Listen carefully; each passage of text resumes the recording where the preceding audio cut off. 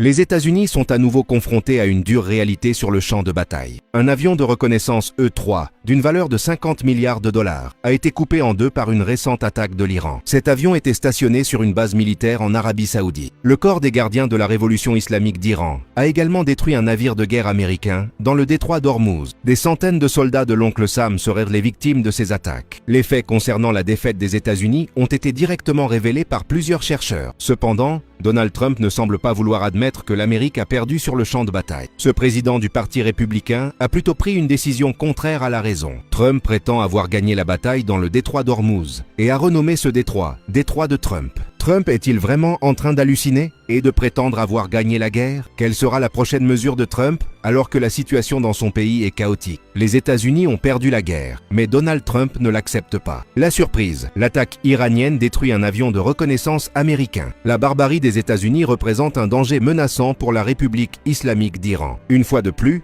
l'oncle Sam a violé les lois de la guerre en attaquant un campus dans la ville d'Ispahan. Cet acte est considéré comme barbare, car les États-Unis et Israël cherchent à tuer des civils. Cet événement a fait 4 blessés parmi le personnel, selon les rapports. Cette université est l'un des centres de recherche les plus importants en Iran. De nombreux scientifiques de Perse ont toujours émergé de ce simple campus de la ville d'Ispahan. Selon les premiers rapports, l'attaque contre l'un des instituts de recherche de l'université a endommagé plusieurs autres bâtiments et a causé des blessures au personnel. 4 membres du personnel universitaire ont été blessés, selon un communiqué officiel de l'Université de technologie d'Ispahan. Le corps des gardiens de la révolution islamique d'Iran se vengera contre les États-Unis et Israël. Le CGRI menace sérieusement de détruire les campus américains au Moyen-Orient. Ebrahim Zolfagori a demandé aux étudiants et aux professeurs de s'éloigner immédiatement des zones de frappe. Ce porte-parole du quartier général central de Khatam al-Anbiya ne plaisante pas. Il affirme que cette attaque est bien réelle. Si le gouvernement américain veut que ces universités dans la région soient exemptes de représailles,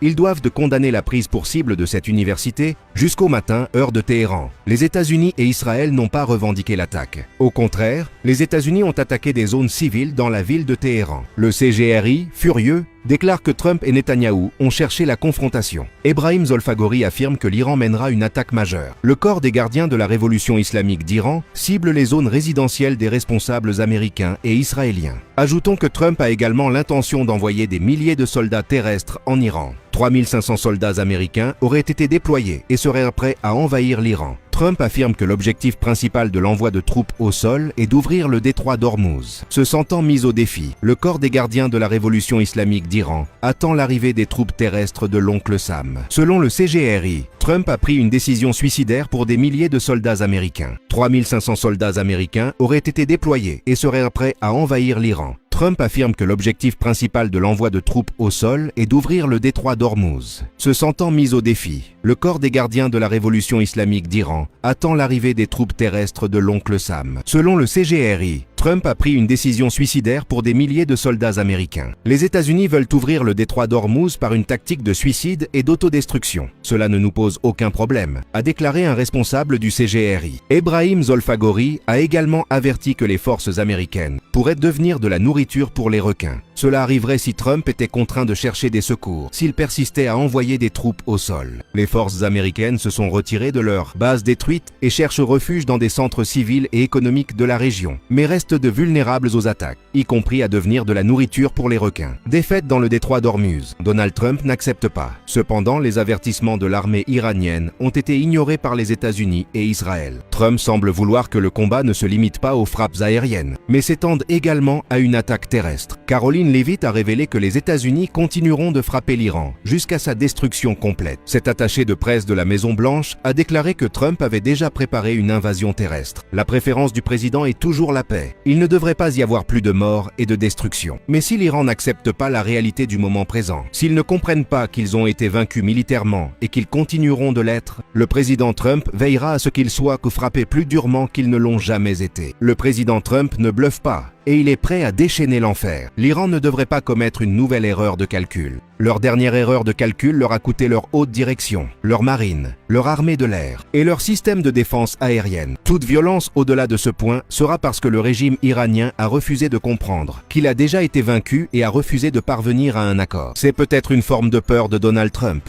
incapable d'ouvrir le détroit d'Ormuz. Depuis la fermeture de cette route commerciale, l'économie de l'oncle Sam a chuté brusquement. Les prix du pétrole aux États-Unis ont encore augmenté de 45% à ce jour. L'Iran se moque de Trump, jugé trop fasciné par le détroit d'Ormuz. Le CGRI déclare que ce détroit est sous contrôle iranien. Ebrahim Zolfagori se soucie peu des souffrances endurées par l'Amérique. Ebrahim a même ironiquement qualifié Trump de employé licencié du détroit d'Ormuz. Il a dit que cet homme aux cheveux blonds était incompétent. L'Iran attend même l'arrivée des troupes terrestres de l'oncle Sam. L'Iran se moque à nouveau des forces terrestres de Trump. L'ennemi parle ouvertement de centre de négociation, mais planifie secrètement une attaque terrestre. Le corps des gardiens de la révolution islamique d'Iran prépare des millions de soldats pour protéger l'île de Karg. Auparavant, Trump avait lui-même l'intention de s'emparer de cette île pour en faire une zone américaine. Ce projet de saisie a bien sûr attisé la colère de l'Iran. Oui, le pays des Perses ne recule ni n'accepte de négociations de paix avec l'oncle Sam. Outre la préparation d'1 million de soldats, l'Iran a également préparé des milliers de drones et de missiles. L'agence de presse officielle iranienne, Tasnim, a souligné que cette préparation n'était pas uniquement défensive. L'Iran a préparé un chemin de l'enfer spécial pour les forces américaines qui oseraient s'aventurer. Les forces terrestres iraniennes sont prête à créer un enfer historique pour l'armée américaine si une guerre terrestre a lieu sur le territoire iranien, a écrit Tasnim. La menace de l'Iran a véritablement affecté le moral de Donald Trump. Ce politicien républicain a qualifié une attaque terrestre contre l'Iran de très risquée pour les États-Unis. Pourquoi ? Parce que les forces kurdes que Trump avait préparées ont choisi de retirer. Les forces kurdes sont déçues car Trump les aurait trahies. Après avoir aidé les États-Unis à éliminer l'EAI et Bachar al-Assad en Syrie, elles ont été mises de côté parce que les États-Unis ne voulaient pas nuire à leur relation avec la Turquie. Est-ce que Trump a sacrifié les forces kurdes pour son propre ego? Si cette information est vraie,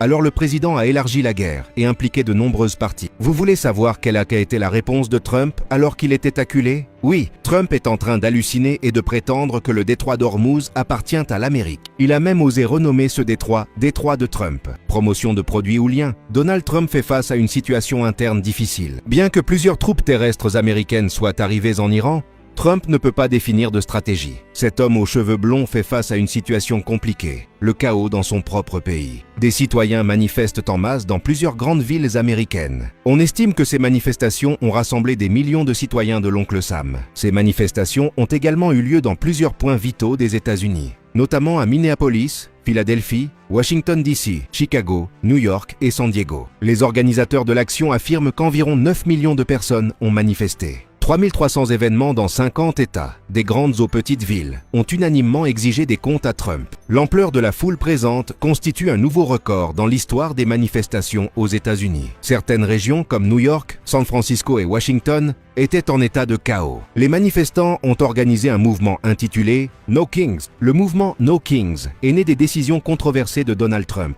L'une d'elles est d'avoir entraîné les États-Unis dans une guerre sans fin. Depuis notre dernière manifestation, ce gouvernement nous a encore plus entraînés dans la guerre, a déclaré Navid Shah, une association d'action et d'anciens combattants. Selon CNN Indonésie, le facteur ayant déclenché l'escalade des émeutes est la guerre avec l'Iran.